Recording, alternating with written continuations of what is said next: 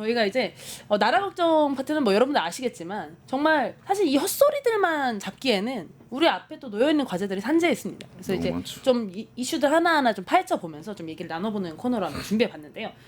여기도 또 하나씩 좀 이제 들고 오셨는데 정병호 선생님 또 어떤 거 들고 오셨어요? 저는 오늘 그 김민석 국무총리 후보자하고 장관 후보 인선 과정에 있어 오늘 나왔잖아요, 속보로. 그래서 그 내용 한번 두 가지 들고 와봤는데 좀 간단하게 좀 설명을 드리고 저는 이제 김민석 후보자 국무총리 후보자에 대한 내용은 지금 더 이상 이제 다가오 뭐 가타부터 할 필요성이 저는 없다고 봅니다. 그리고 국민의힘 입장에서는 지금 또 무슨 뭐 국민 인사 청문회를 준비를 해가지고 진행을 한다는 뭐 말까지 나오고 있는데 그 국민의힘이 그런 말을 한다는 것 자체부터가 어불성설인 거죠. 누가 누구를 검증을 한다는 거예요. 그러니까 본인들이 제대로 검증을 못하니까 또 국민들을 들먹이잖아요. 그러니까 국민의힘이야. 생각해보니까 국민으로만 정치를 하니까 국민의힘이네. 지금 굉장히 전 나쁘다고 생각을 하고 이 전 정부 지금 보시면은 제가 이거 좀 조사를 조금 해왔거든요. 제가 자료는 준비를 못했는데 이거 한번 제가 읽어드릴게요. 이전 정부 포함해가지고 실질적으로 그 김민석 적합론을 말을 하는 거죠. 김민석 후보의 적합론은 43%였습니다. 근데 그 전 총리들을 비교를 해보면 황교안 총리가 33%, 그다음 한덕수 총리가 30%였어요. 이전에 있던 총리들 더 낮았다. 윤석열 정부 총리, 박근혜 정부 총리 뭐 그쪽으로 넘어가다 보면 총리 적합도는 굉장히 높은 편에 속하는 겁니다. 근데 이미 이것만 보더라도 이 지표만 보더라도 국민들의 의중을 볼 수가 있는 건데 또 다른 국민들을 데리고 와가지고 그 적합성을 따지겠다? 그리고 그 책임을 또 국민들한테 넘기겠다? 그리고 자기들은 강 건너 불군경하겠다? 이거밖에 안 되는 거거든요. 근데 사실 솔직히 말하면 이 맨 처음에 김민석 이제 국무총리 후보자에 대한 이제 얘기가 나왔을 때 여론조사 돌렸어요. 그때가 이제 40%대였어요. 찬성이. 근데 주진우부터 시작해가지고 벌떼같이 막 달려들어서 그렇죠. 막 좀 쏘았는데 그러면 상식적으로 찬성이 떨어져야 되잖아요. 지금 이번 주에 나온 거 찬성이 53.4%입니다. 그러니까 더 올랐어. 더 올랐다는 말은 무엇이냐? 사실은 여기에는 사실은 이재명 대통령에 대한 믿음도 있는 것 같아요. 왜 그러냐면 이재명 대통령이 역대 지금 대통령 첫 직무수행 평가 저번 주에 나온 건데 이재명이 잘하고 있다가 64%예요. 그러니까 이재명이 잘하고 있다고 생각하고 실제로 지금 너무 잘하고 있으니까 그가 한 총리에 대한 믿음이 있는 거예요. 그래서 이제 이런 청문회가 열어져도 사실은 이게 지금 국민들 입장에서는 효용감이 좀 느껴지지 않는다. 이런 게 지금 어떻게 보면 김민석 청문회가 지금 통과될 수 있는 그런 발판을 마련해준 게 아닌가? 저는 좀 그런 생각이 들었어요. 그러죠. 그리고 또 그 의견을 조금 이어가지고 말씀을 드리면 이재명 대표의 이런 행보들, 지역을 챙기는 모습들, 국정 운영을 하는 거죠. 이게 정상적인 범주입니다. 사실 뭐 좀 다른 의미로 말씀드리면 이게 칭찬을 받아야 될 일이 아니라 당연히 해야 될 일들이었는데 이전 정부의 무능함이 더 돋보이게 할 수밖에 없는 거예요. 근데 벌써 이걸 가지고 국민의힘은 지방선거를 준비하는 보훈이다, 전시행정이다라고 말을 하는데 저는 좀 그 기사 보면서 웃겼던 게 아니 그런 거라도 그럼 본인들이 하지. 그랬으면 본인들이 지방선거 이겼을 거 아니고 계엄하지 말고 정말 일을 했으면 되는 거 아니에요. 그러니까 제가 저번 방송 때도 말씀드렸지만 남이 하면 로맨스고 내가 하면 로맨스고 남이 하면 불륜이다. 이런 형태의 내로남불 형태가 계속 반복이 되다 보면 국힘은 계속 자멸할 수밖에 없는 거예요. 근데 저 여기 지금 또 댓글에서 또 다른 청문회가 일어나고 있는데요. 지금 난리 났습니까? 삐딱선 선생님께서 네. 하얀 옷 입으신 분 얘기 좀 하세요. 아니 기회 주세요. 아니 제가 말이 많아서 죄송합니다. 지금 아이고. 어떤 분들을 심어놓으신 거예요 지금? 네. 여론조사 결과 지금 발언의 기회를 드려야 되는 지금 상황이 됐다. 어떻게 보십니까? 저는 주진우 국민의힘 의원 속으로는 이제 더불어민주당 의원이신 주진우 의원께서 굉장히 노력을 많이 했다고 봅니다. 그분께서 집요하게 물고 늘어지고 사실 일을 잘하느냐 못하느냐 검증하는 자리인데 정말 시덥지 않은 걸로 끌고 넘어지고 문제 삼고 했기 때문에 또 국민들이 또 지키기 위해서 결집하신 게 아닌가. 저는 그게 지지율이 오른 이유라고 보여집니다. 좀 더 해보세요. 네, 더 할 기회를 달라고. 네, 이번 청문회 말이에요. 종합적으로 평가를 하자면 주진우 의원의 청문회였다라고 많이 평가하시더라고요. 뭐 23년간 간염을 앓으셨던 거, 그리고 뭐 증여세나 이런 병역에 관한 문제들 그런 것들에 대해서 꾸준히 논란이 이어지다 보니까 오히려 주진우 의원이 노이즈 마케팅의 수혜자가 된 것이 아니냐. 그래서 사실은 이렇게 지금 보는 주진우 시각도 의원은 있어요. 청문회를 통해서 국민들에게 온 가족이 무슨 일을 하고 있고 재산이 얼마고 이런 거 다 공개됐지만 결국 떨어졌습니다. 청문회를 좀 통과하지 못하고 공직자의 길로 들어서지 못했어요. 본인이 난 법무부 장관 시켜달라. 아니면 뭐 외무부도 좋다. 뭐 다 얘기했지만 결국 청문회에서 통과하지 못하고 이제 낙방하셨다는 점 다시 한번 알려드리면서 또 다른 준뮤직님이 아따 호남 강하네 딱 이렇게 딱 발언해 주셨습니다. 아니 이거 오늘 몇 명을 다들 지인들을 지금 얼마나 동원해 놓은 거? 전 아직 부족한 네. 것 같아요. 성국님이 네. 좀 더 많으니까 빨리 네. 좀 들어와 주세요. 여러분들. 알겠습니다. 역시 여기서도 또 여론이 또 중요하다는 점. 근데 저는 이게 진짜 맞다고 생각하는 게 저 이번에 좀 청문회 문화를 보면서 솔직히 아쉬운 거 있었어요. 뭐냐면은 어쨌든 총리 또 앞으로 장관직에 대한 청문회가 계속 이어질 텐데 이번처럼 또 이 직무와 관련 없는 얘기만 하다가 정말 저는 낭비라고 생각하거든요. 사실 이 국가를 이끌어갈 기획력이라든지 어떤 사상이라든지 어떤 정책이라든지 이런 걸 좀 볼 수 있는 검증 자료가 돼야 되는데 가족부터 재산 뭐 이거 다 턴으라고 그런 얘기할 시간이 없는 거예요. 그래서 저는 도덕적 검증 너무나 필요하고 사실 솔직히 말하면 이 공직자에 대한 도덕성은 전 중요하다고 생각해요. 불법적으로 막 나쁜 일을 하고 이런 사람은 할 수 없잖아요. 근데 그럼에도 불구하고 그만큼 더 중요한 게 역량 평가다. 근데 사실 이번에 이제 김민석 총리 같은 경우는 모두가 아는 능력자였기 때문에 그나마 이런 청문회가 됐어도 안심이 되는 거죠. 근데 앞으로 있을 장관급에 대해서도 다 이런 식으로 가면 이거 정말 국민적 낭비다. 이거 우리가 정말 우리 시민들의 여론으로 이런 식으로 청문하지 말라는 어떤 좀 무브먼트가 있어야 되지 않나? 좀 이런 생각도 들어요. 어떻게 보세요? 저는 이게 정치 혐오로도 이어질 수 있다고 보거든요. 자꾸 일이랑 관련 없는 쓰잘데기 없는 문제로 지지부진하게 국정을 끌어간다라는 모습이 국민들에게 비춰지면 사실 저 관여층이신 분들에게는 정치의 혐오를 심어주는 것이 아닌가 그렇게 생각합니다. 맞습니다. 그리고 또 공감합니다. 이제 총리 이제 검증할 때 그런 얘기 막 했었잖아요. 막 아니 뭐 출판 기념회 해가지고 그렇게 돈 받는 거 말이 되냐 뭐 이런 거 뭐 너무 이거 찍히지 않은 검은 돈 아니냐. 근데 저는 사실 여기 일견에 좀 동의도 있어요. 그러니까 그 김민석 후보가 뭐 출판 기념회를 통해 돈을 받았다 이런 개념이 아니라 어쨌든 국민들이 보기에 이게 지금 증명되지 않는 돈이라는 거는 정치권 모두가 지금 그런 일들을 하고 있는 거니까 사실 이것도 좀 어떻게 좀 프로세스 개선할 필요가 있다는 생각이 들고 또 다른 한편으로는 정치권 사람들이 정치 활동을 할 수 있는 어떤 합법적인 루트들을 좀 더 열어줘야 된다라는 생각이 들어요. 그러니까 사실은 이것도 좀 유도되고 있는 면이 있다. 그래서 이번 기회에 좀 정치인들이 또 이제 전 정치인들, 그러니까 지금 이제 현직 말고도 전현직 정치인들이 정치 활동을 할 때 합법적으로 할 수 있는 길들을 좀 더 어떻게 다양하게 모색해 줄 건지에 대한 고민도 좀 해보고 제대로 안 쓰는 건 오히려 그런 부분을 좀 더 철저하게 이제 고민해보고 무슨 탄생부터 죽음까지 무슨 무덤에서 요람까지 사람을 다 털어내는 이런 일들을 계속 이제 에너지를 쓰는 건 이제 좀 그만할 필요가 있다. 맞습니다. 그런 생각이 듭니다. 저희 댓글 한 번만 읽어보면요. 저희 지금 김인옥 선생님께서 국힘 애들 다 털어봐라. 싹 다 털어보면은 이거 어떻게 될지 모른다. 그리고 최영준님. 근데 저쪽은 부럽네요. 퇴직금 50억 받는 세상인데 못해도 7억 상속에 50억 퇴직금을 받다니 얼마나 부러운가. 그리고 SH님이 두 문제적 인물들 특히 그런 말도 이제 해주셨습니다.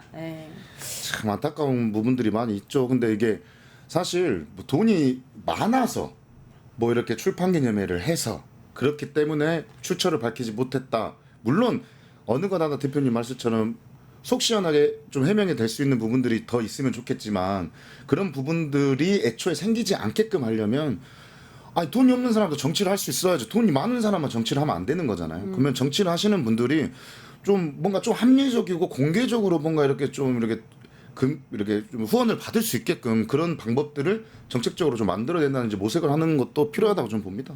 맞습니다. 그래서 네. 맨날 뭐 돈만 조금 있으면 민주 진영에 있는 사람들은 이거 완전 뭐 불법자 아니냐. 자기들은 뭐 50억, 70억, 100억씩 받아가면서 그러니까 이런 문화도 저는 진짜로 저는 정치하면서 부자 하고 싶거든요. 저는 그래서 그런 부분도 좀 해결할 필요가 있다라는 좀 생각이 듭니다. 아니 저희 또 국민의힘은 이미지가 진짜 좋은 것 같아요. 돈이 많아도 누가 크게 뭐라고 하지 않으니까 그런 것 같아요. 그럴 수도 있지 뭐 이렇게 생각하잖아요. 그러니까 저희만 고결해야 되고 네. 약간 그런 게 좀 있는 것 같아요. 네. 도덕성에 대한 부분을 좀 해소할 필요가 있다고 봅니다. 저희 당도 돈 많은 의원님들 많이 계셨던 것 같은데.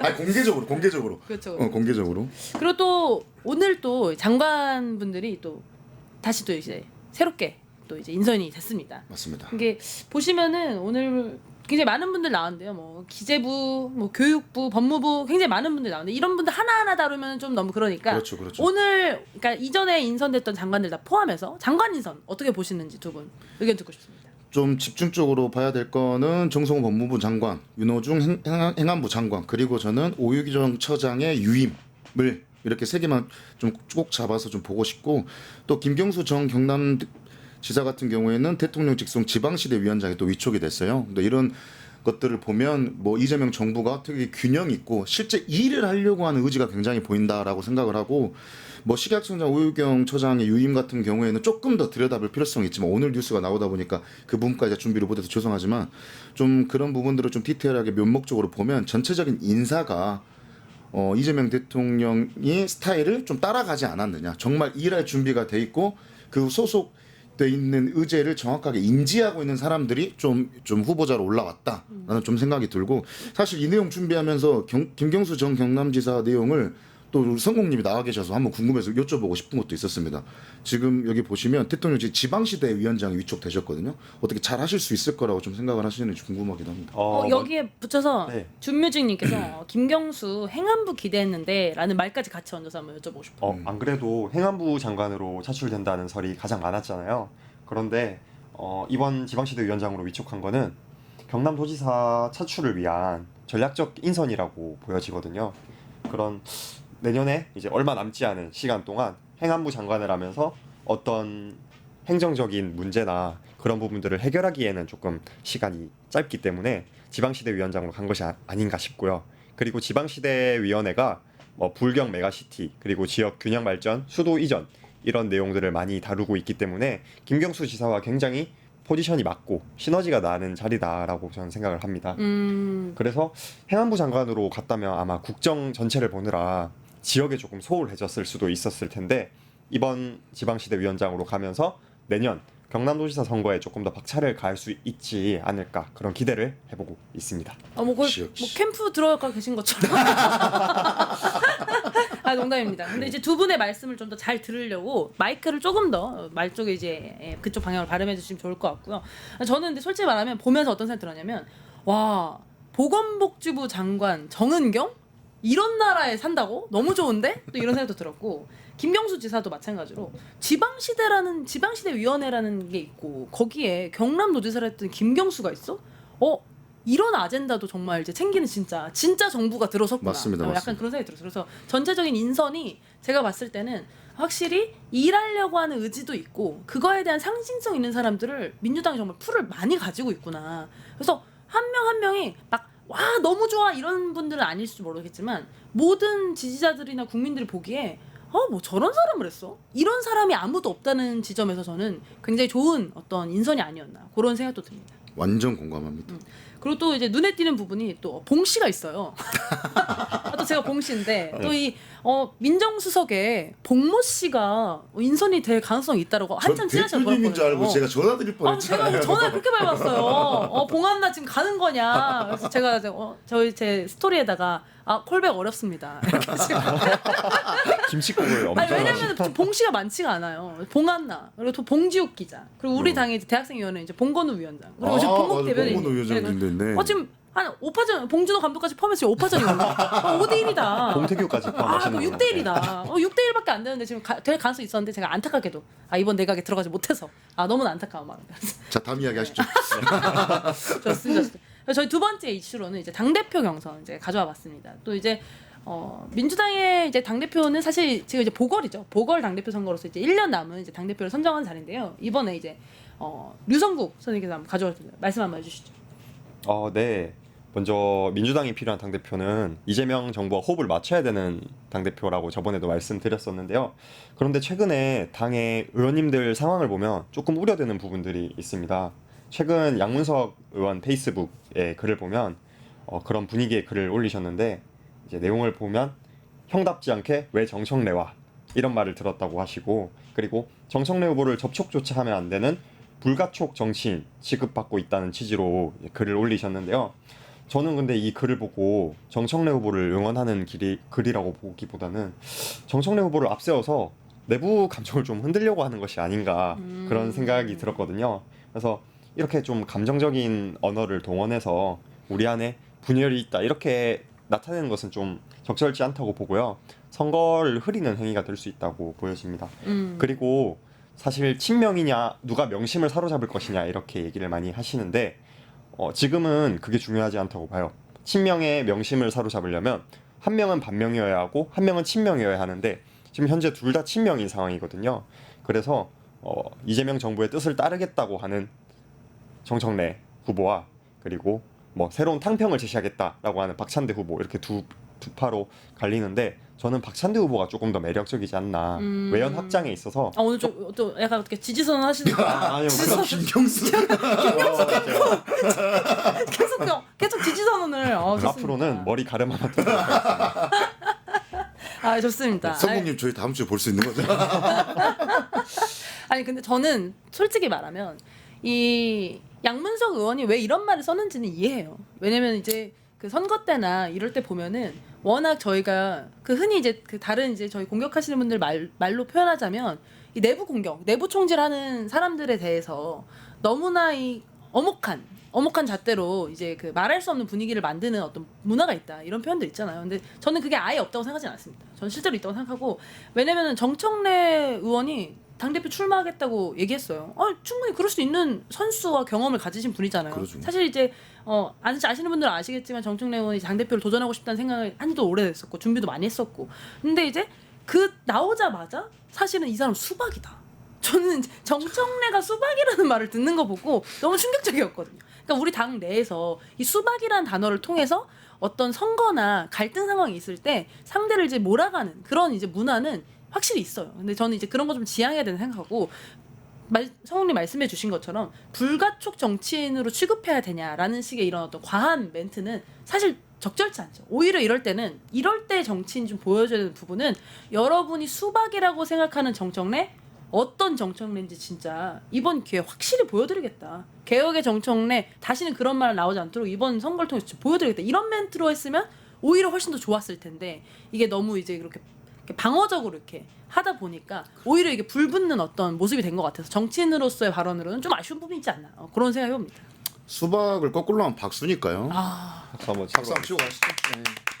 저희 당은 어찌 됐든 간에 뭐 좌우를 나누고 반을 가르고 친명이냐 비명이다 이게 아니라 이제 원팀이 됐고 이재명 정부의 성공을 좀 도우려면 당 내부에서도 좀 흐트러짐이 없는 그런 모습들을 지속적으로 보여줘야 될 필요성이 분명히 저는 있다고 생각을 합니다. 또 그리고 이 당대표 선거다 보니까 저희 댓글에 또 많이 남겨주셨는데 이잼사랑님께서 개혁 입법을 총괄하는 당대표가 중요하다. 그러니까 어떻게 보면 당원들은 원하는 당대표 상이 있는 것 같아요. 그래서 그렇죠. 그 당대표 경선에 나오신 분들이 당원들의 마음을 사로잡는 이제 이슈가 있는 것 같고 또 말은 똑바로 해야 된다. 정청래가 언제부터 친명이었냐 이런 이제 말씀해 주시는 분도 있으시고 정청래는 대세파가 맞다. 이런 분도 계시고 합니다. 근데 이제 이게 지금 어떻게 보면은 지지자 혹은 당원들의 어떤 말씀이시니까 두 캠프가 또 듣고 또 그거에 상응하는 또 어떤 선거의 모습을 보여주신다면 충분히 또 두 분 다 이제 매력적인 분들이잖아요. 맞습니다. 네, 성국님이 이제 그 박찬대 캠프 쪽에다가 말을 말 얹어가지고 또 농담 네. 여러분 농담. 네. 조금 지역적인 면을 또 봐야 될 것 같은데 지역에서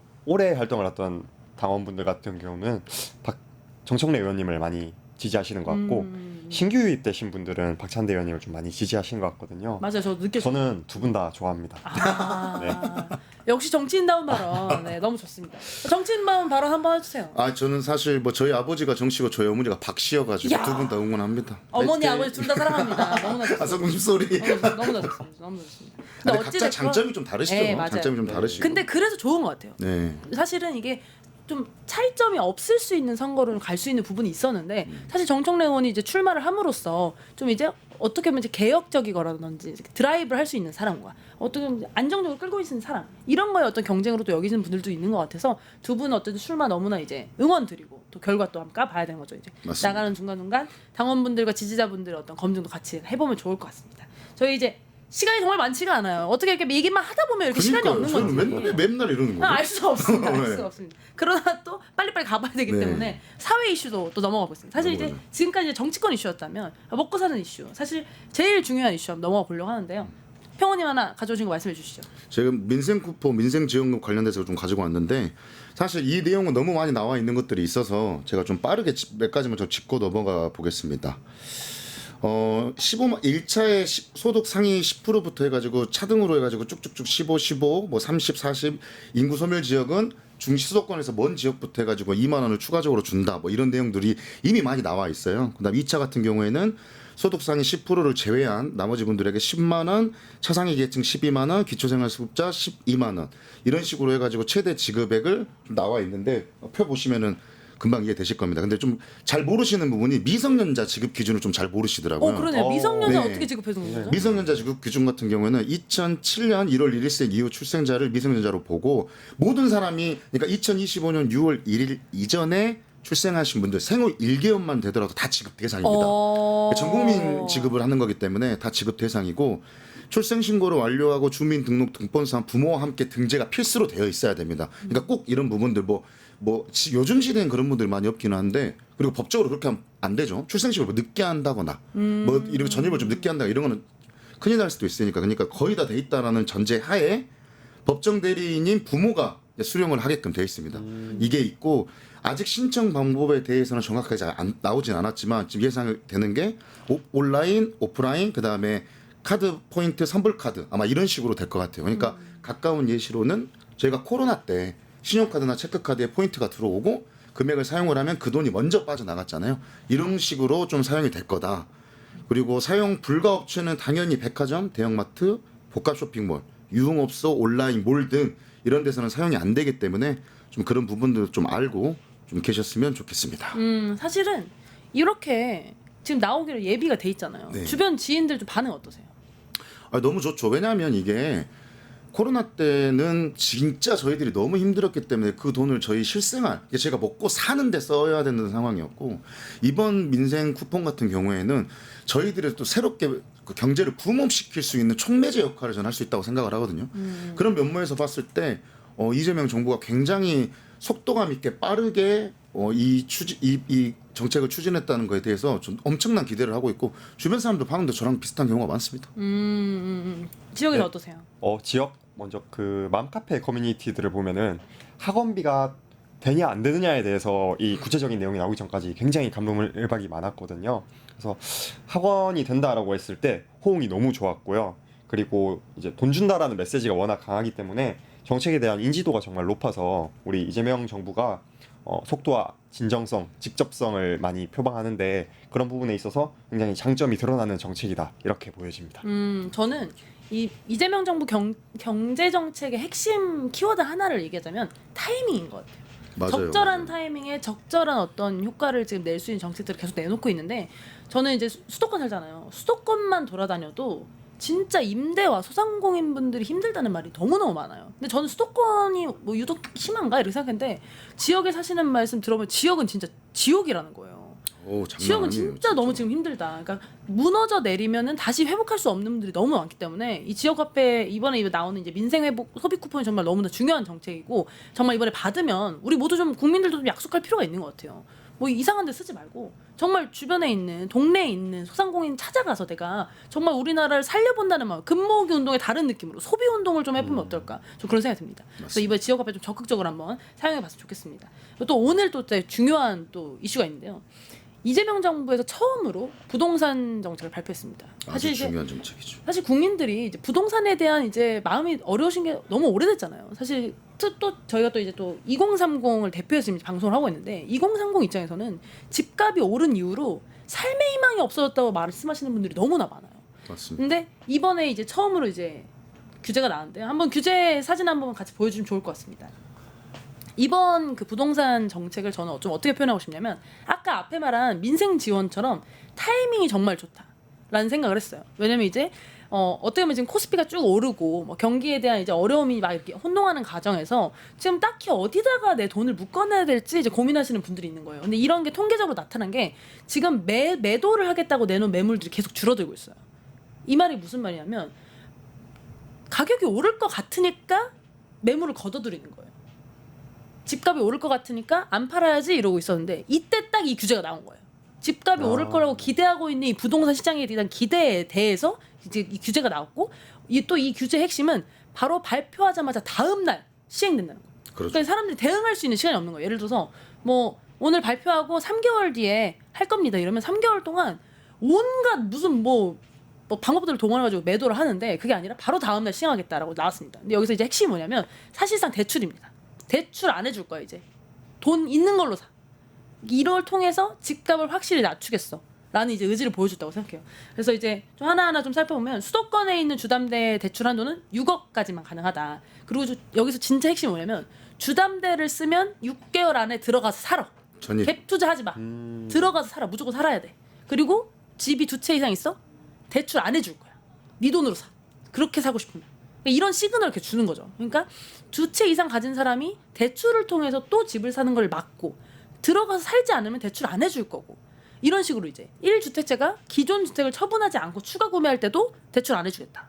이런 식으로 이제 대출 규모를 줄이는 거죠. 근데 저는 여기서 중요한 시그널이 뭐냐면 우리나라에 지금 부동산이 왜 자꾸 오르냐. 그 말은 내가 가지지 않은 돈으로 계속 집을 사니까 수요를 계속 만들어내고 있는 거잖아요. 그러니까 사실은 우리 같은 2030이 보기에는 너무나 빠르게 지금 집값이 오르니까 사실 뭐 월급 모아 살 수도 없는데 이거 나한테 집을 주는 게 문제가 아니라 집값이 너무 오르는 걸 잡아주는 게 굉장히 중요한 포인트인데 저는 이재명 정부가 이번에 이거를 정확히 캐치했다고 생각해요. 왜냐면 대부분 공급을 하겠다는 정책을 많이 내잖아요. 그러면 저한테는 어떤 느낌이냐면 청년 여러분 집 없으시죠? 저희가 이번에 9억짜리 아파트를 서울에 공급하겠습니다. 그럼 저한테 어떤 느낌이냐면 난 지금 9천만 원도 없는데 그럼 나한테 지금 8억을 대출해가지고 이거를 50년 동안 갚으라는 거야? 그럼 제가 1년에 내야 되는 이자값만 200이 넘어요. 그럼 이거 어떻게 살아요? 진짜 라면만 먹고 살아야 되는 거예요. 그러니까 이런 삶을 끝내겠다는 어떤 결연한 어떤 이재명 정부의 좀 의지가 돋보이는 게 아닌가. 그래서 정말 저는 어떤 분들은 뭐 이거 뭐 사다리 걷어차기다 뭐 할 수 없다 이런 식으로 얘기하시는 분인데 정말 평범한 진짜 직장인 소득자 수준의 저로서는 이런 정책을 정말 기다렸다. 시장의 집값을 내리겠다는 시그널을 확실히 주는 정책 정말 너무 필요했는데 너무 환영한다. 이렇게 좀 정리하고 싶습니다. 아니 너무 공감되는 이야기들이 많았고 사실 이 정책이라는 게 모든 사람을 만족하면서 모든 리스크를 다 해제하고 보완을 하면서 갈 수는 없는 거거든요. 근데 이런 결단적인 모습을 통해 가지고 저희는 올라갈 수 있는 재기의 발판을 마련할 수가 있는 거고 저는 이 정책이 분명히 부동산 시장의 안정을 가지고 올 거라고 분명히 생각을 합니다. 그래서 저는 이 정책을 662 정책이라고 부르려고 하거든요. 6억까지밖에 안 된다. 그 다음에 전입을 6개월 안에 해야 된다. 2채면 못한다. 대출 안 해준다. 그러니까 이렇게 조금 기억을 하시면서 어찌됐든 간에 지금은 수도권만 좀 해당이 되는 상황인데 수도권 부동산이 좀 안정화가 되면서 전체적으로 부동산이 안정화가 되고 저희 청년들 세대들 좀 이렇게 좀 소득이 많지 않은 세대들도 집을 살 수 있는 그런 나라가 될 거라고 저는 믿어 싶지 않습니다. 네, 저도 보면 6억 대출 규제에 대해서 자금이 이제 부동산으로 쏠리는 것이 아니라 주식이나 여러 가지 이런 금융 쪽으로 넘어가는 측면이 있으니까 정말 이제는 코스피 5천이 허황된 목표가 아니라 희망찬 목표가 아니라 정말 현실성 있는 목표가 아닌가 이렇게 보여지고요. 그렇게 꼭 주식이 오르고 제 통장도 조금 풍만해지는 날이 왔으면 좋겠다라는 생각이 들었습니다. 근데 저는 진짜 이재명 정부가 청년을 생각하고 있다고 느끼는 게 사실 저희 세대가 시작해볼 만한 재테크는 집이 아니라 사실 주식이잖아요. 주식은 그렇죠. 어쨌든 10,000원, 10만 원으로도 시작해볼 수 있으니까. 근데 그 시장은 5천까지 만들겠다고 하고 지금 부동산 시장은 지금 대출 규모를 확 줄여서 정말 이제 이 집값을 떨어뜨리겠다는 시그널을 주니까 이런 부분이 사실은 우리 청년 세대가 느끼기엔 좀 희망적으로 좀 오는 것 같고 말씀하신 것처럼 수도권 집값이 좀 잡히게 되면 이후에도 이제 지역까지도 이제 이런 기운이 이제 갈 수 있으니까 좀 정상화된 나라, 정상화된 자본시장 이런 것들을 좀 마주할 수 있으면 너무나 좋겠다는 생각이 듭니다. 또 오늘 저희가 안타깝게도 벌써 시간이 다 됐습니다. 그래서 이제 마무리 멘트를 하지 않고서는 지금 방송을 끝낼 수가 없는데 시청자 여러분 저희가 1시간 동안 어떻게 야무지게 책임지어 보겠다고 했는데 어떻게 좀 괜찮으셨는지 모르겠습니다. 두 분 마무리 멘트 듣고 오늘 방송 마무리해 보도록 하겠습니다. 오늘 전반적으로 많은 이야기들을 좀 다뤘고 제가 그 초반에 말씀을 드렸던 것처럼 리밋을 좀 해제를 하고 전투력을 좀 보여줄 수 있는 방송을 하고 싶었는데 그걸 보여주기 전에 또 시간이 끝나버렸어요. 그러니까 다음에는 꼭 보여드릴 테니까 다음 방송도 꼭 시청 부탁드리고 이재명 정부의 성공을 위해서 청년으로 살 수 있는 역할 좀 계속해 나가겠습니다. 그리고 뉴스토마토의 100만이 되는 그날까지 저는 항상 열심히 뛰도록 하겠습니다. 전평호였습니다. 감사합니다. 네, 저도 오늘 좀 목이 메시나요? 네, 아니, 약간 눈물 흘리시려고 하는데 질리게 해드리고 싶었는데요. 너무 담백한 사람이 되지 않았나 좀 아쉬움이 있고요. 다음번에도 결국 또 나올 거고 계속 또 좋은 모습 보여드릴 거니까요. 그리고 100만 넘으면 두고 꼭 드리도록 하겠습니다. 예, 이재명 정부 성공 위해서 저희도 지역에서 열심히 활동하고 노력하도록 하겠습니다. 아니 이재명 정부 성부를 위하겠다고 하니까 내각에 계신 분들이 지금 오신 것 같은데 그러니까 너무 우리가 저는 그랬나? 이재명 정부의 성부도 성이지만 국민들의 어떤 삶과 그런 것들을 위해서 또 오늘 방송 또 하고 있고 또 더 나아가서는 오늘 저희가 이제 보여드린 모습보다 더 발전된 모습으로 다음 방송에 찾아뵙겠다는 말씀 드리면서 오늘 방송 여기서 마무리하도록 하겠습니다. 너무 고생하셨습니다. 감사합니다.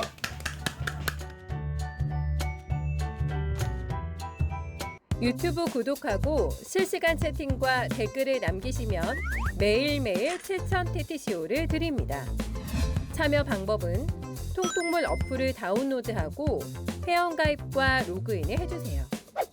마이페이지에서 나의 회원 고유 번호를 복사해주세요. 유튜브 구독 후 실시간 채팅이나 댓글창에 고유 번호를 한 번만 입력하면 준비 끝! 지금 유튜브 채팅과 댓글 쓰기 참여하고 실천 TTCO 받아가세요.